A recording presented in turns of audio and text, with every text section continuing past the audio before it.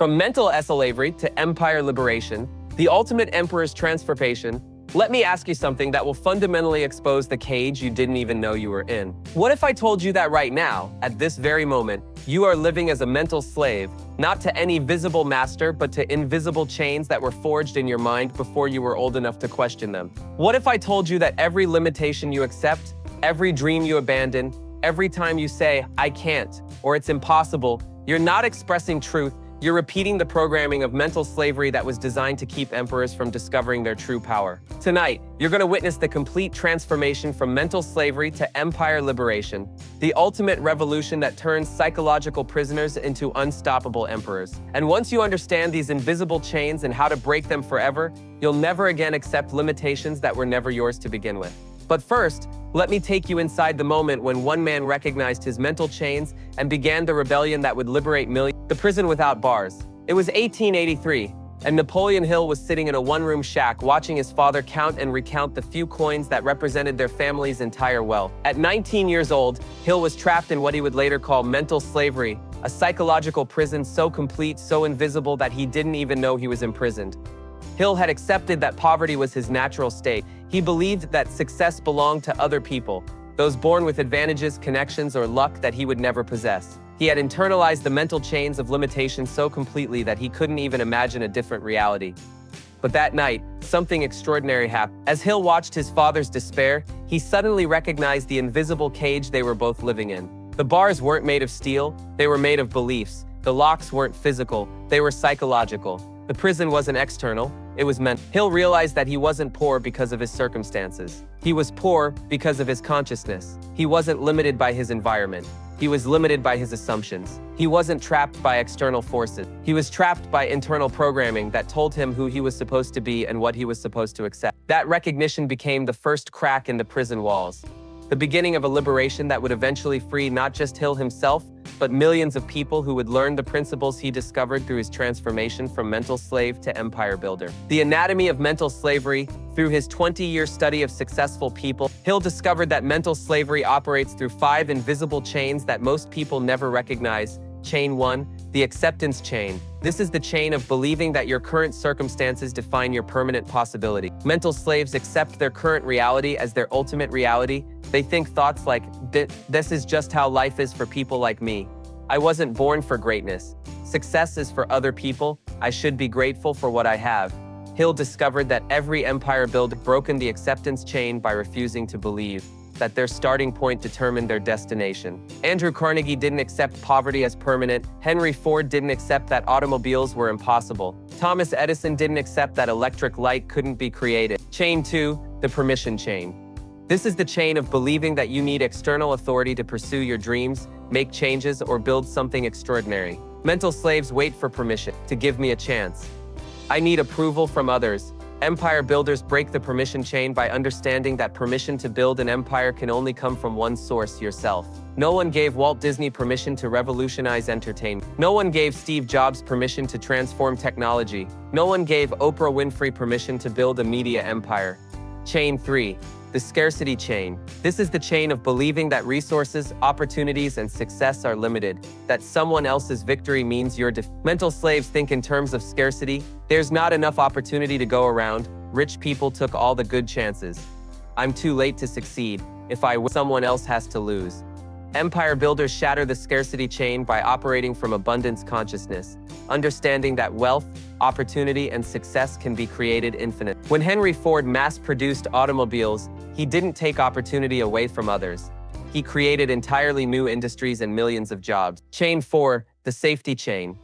This is the chain of believing that security comes from avoiding risk, playing it safe, and never venturing beyond comfortable familiarity. Mental slaves prioritize safety over sovereignty. A steady paycheck is better than uncertain business. It's better to be safe than sorry. Don't risk what you have for what you might get. Failure would be devastating. Empire builders break the safety chain by understanding that the biggest risk is not taking risks, that true security comes from developing capability, not avoiding challenge. Every empire was built by someone who chose growth over safety, possibility over security. Chain 5, the time chain. This is the chain of believing that transformation takes decades, that success is a slow process, and that significant change cannot happen quickly. Mental slaves think in terms of linear time. It takes years to build wealth. Change is slow and difficult. I'm too old young to start now. Success has to happen gradually. Empire builders shatter the time chain by understanding that transformation can happen in moments, that breakthrough results can emerge rapidly, and that the right decision implemented immediately can change everything. Colonel Sanders was 62 when he built the KFC empire. Laura Ingalls Wilder didn't publish her first Little House book until she was 65. The Liberation Revelation, Carnegie's discovery, Andrew Carnegie's transformation from mental slave to empire builder, represents the most complete documented case of psychological liberation in business history. Carnegie was born into crushing poverty in Scotland. His family immigrated to America when he was 13, and he began working in a cotton factory for $1.20 per week. Every circumstance in Carnegie's life screamed mental slave. He had no education, no connections, no resources, and no reason to believe he could become anything more than a factory worker. But Carnegie made a discovery that changed everything. He recognized that his poverty existed in his mind before it existed in his circumstance. He realized that he had been programmed to think like a poor person, to expect limitations, and to accept whatever life gave him. Carnegie's liberation process, Phase 1, chain recognition. Carnegie spent months identifying every limiting belief he had internalized to get rich. You have to be born into wealth. Education is required for success. It's selfish to want more than you need. Phase 2, chain questioning. For each limiting belief, Carnegie asked, who said this is true? What evidence do I have that this is a law of nature? What would happen if I rejected this belief entirely? Phase 3, chain breaking. Carnegie systematically replaced each limiting belief with an empowering alternative. Circumstances. Review of abundance evidences. Association only with empire-minded individuals. Continuous learning from successful people. The result? Carnegie built the largest steel empire in American history and became one of the wealthiest people of all time. But more importantly, he proved that mental slavery is a choice, not a destiny. The Ford Revolution, breaking industrial chains. Henry Ford's liberation story demonstrates how breaking mental chains can transform not just individual lives, but entire civilization. When Ford announced his intention to mass-produce automobiles, he wasn't just challenging business conventional wisdom, he was breaking mental chains that had imprisoned human thinking for centuries. The industrial mental slavery chains Ford broke. The craftsmanship chain. Quality product must be made slowly by skilled craftsmen. The luxury chain. Advanced technology should only be available to the wealthy. The labor chain. Workers should be grateful for any wage they're offered. The innovation chain. Major changes to established systems are impossible. Ford didn't just break these chains for himself, he shattered them for society. His assembly line method proved that efficiency and quality could coexist.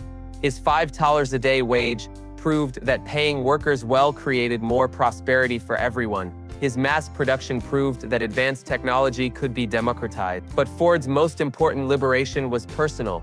He freed himself from what he called the impossibility chain, the mental programming that says, it can't be done because it's never been done. Ford's chain-breaking protocol, morning liberation ritual. Every morning, Ford would spend 30 minutes visualizing the completion of impossible projects. He would see assembly lines operating perfectly, see Model Ts rolling off production lines, see ordinary families driving automobiles. Impossibility challenging. Whenever someone told Ford something was impossible, he would respond, "You're right, it's impossible if we keep thinking like everyone else. Let's think differently." Breakthrough action. Ford would take at least one action every day that conventional wisdom said was impossible, impractical, or doomed to fail. This systematic approach to breaking mental chains allowed Ford to revolutionize not just automobile manufacturing, but the entire concept of industrial production. The Disney liberation, breaking creative chains. Walt Disney's transformation from mental slave to entertainment emperor shows how liberation principles apply to creative industry. Disney grew up in a family where artistic pursuits were considered impractical, unrealistic, and financially irresponsible. He was surrounded by mental chains that said, art doesn't pay the bills. Animation is just children's entertainment. Creative people should have realistic backup plans. Dreams don't become businesses. Disney's liberation began when he refused to accept these limitations as true. Instead of seeing creativity as separate from business success, Disney envisioned creativity as the foundation for building an entertainment empire. Disney's creative liberation method, chain reversal. Instead of believing dreams aren't realistic, Disney operated from reality isn't dreamy enough. He used his imagination not to escape from business, but to revolutionize business. Impossibility integration. Disney didn't avoid impossible projects. He sought them out. Full-length animated films, theme parks, audio animatronic technology. Disney deliberately chose to work on things that experts said couldn't be done. Liberation through service. Disney discovered that the fastest way to break personal limitations was to focus on serving others. Instead of asking, "Can I succeed?" Disney asked, "How can I create joy for millions of people?" This liberation approach allowed Disney to create not just entertainment, but an entire universe of imagination that continues to generate billions of dollars and influence millions of lives decades after his death. The modern liberation, breaking digital age chains. Today's mental slavery chains have evolved for the digital age, but the liberation principles remain the same. Modern emperors like Jeff Bezos, Elon Musk, and Sarah Blakely have broken contemporary chains that most people still accept as reality. Modern mental slavery chains, the employment chain, security comes from having a job. The geography chain, success requires being in the right location. The age chain, there are optimal ages for starting businesses. The education chain, formal credentials determine capability. The technology chain, you need to be tech savvy to build modern businesses. The capital chain, you need significant money to start a business. Modern liberation examples, Sarah Blakely, Spanx, broke the experience chain by building a billion-dollar company with no fashion industry background, no business education, and $5,000 in savings. Elon Musk, multiple companies, shattered the industry chain by building successful companies in completely different industries: payments, space, automotive, energy, social media. Jeff Bezos, Amazon, destroyed the retail chain by proving that online commerce could dominate physical retail, starting from a garage with no retail experience. Your complete liberation protocol. Now let me give you the systematic process for identifying your specific mental chains and breaking them permanently. Week 1-2 chain identification. The liberation assessment. Complete this sentence 20 different ways.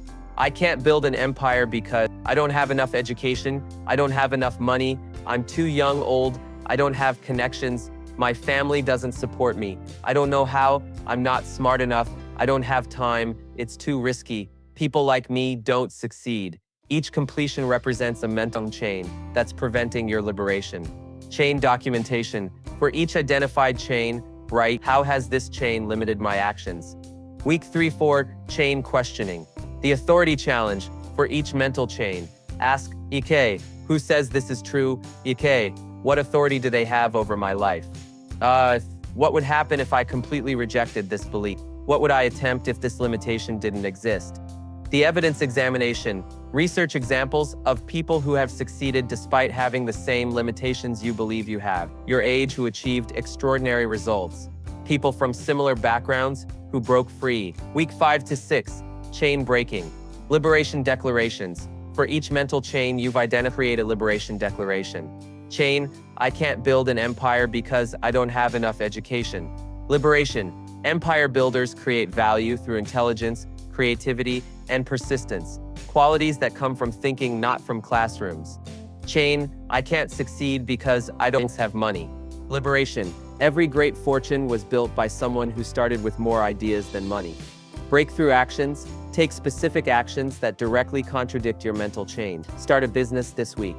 If you believe you need more money, launch something with what you have. If you believe you need permission, give yourself permission today. Week 7-8, chain prevention. Liberation environment. Systematically design your environment to prevent new mental chains. Ik, reading, only consume content about people who broke limitation. Association, spend time with empire-minded individuals. Conversation, speak in terms of possibilities, not limitations. Questions, ask, how can I, instead of why can't I? Daily liberation ritual. The 4 stages of complete liberation. Hill discovered that every person who transforms from mental slave to emperor goes through 4 distinct stages. Stage 1, recognition. The awakening, you realize that you've been living according to limitations that were programmed into you, not limitations that are actually real. This is often triggered by seeing someone else break the same chains you thought were permanent. Stage 2, rebellion, the resistance. You begin actively rejecting the mental chains and taking actions that contradict your old programming. This stage often involves conflict with people who want you to remain limited.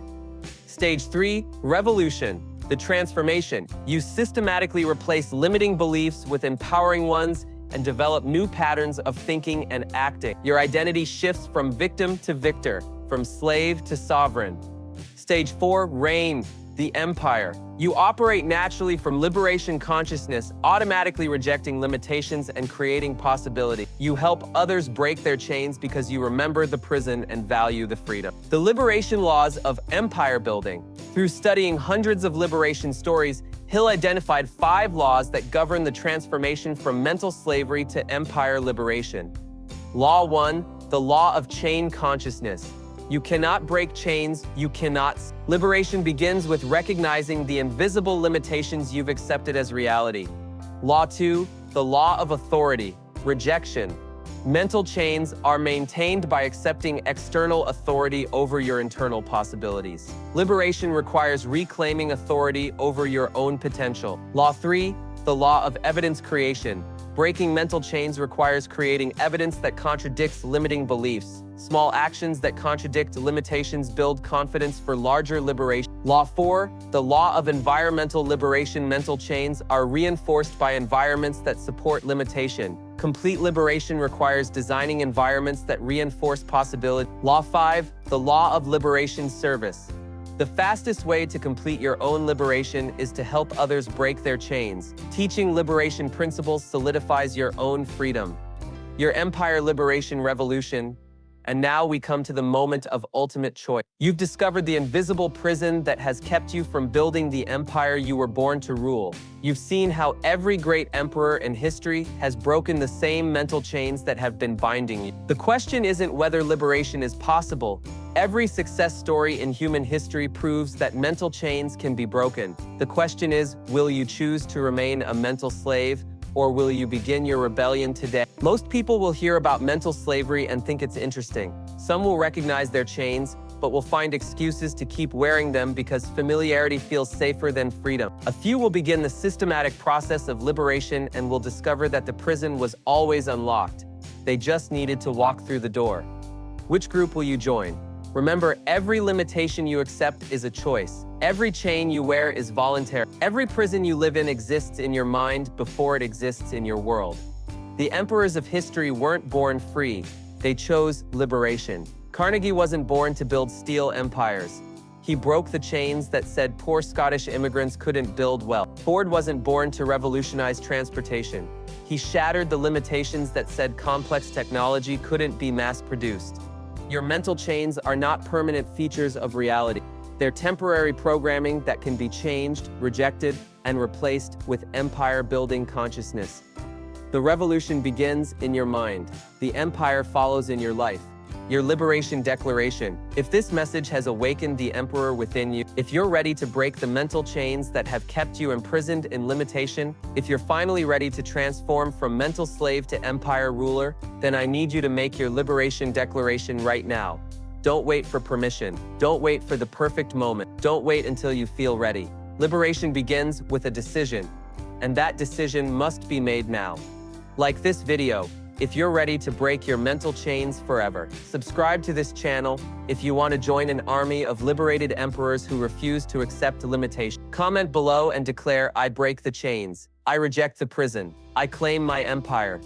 Share this message with someone who needs to recognize their invisible cage. When you help others see their mental chains, you strengthen your own liberation. Remember, the only thing standing between you and the empire you're meant to build is the programming that says it's impossible. That programming is a lie. The empire is real. The possibility is true. The liberation is available. Your mental chains have no power over you except the power you give them. Today, you take that power back.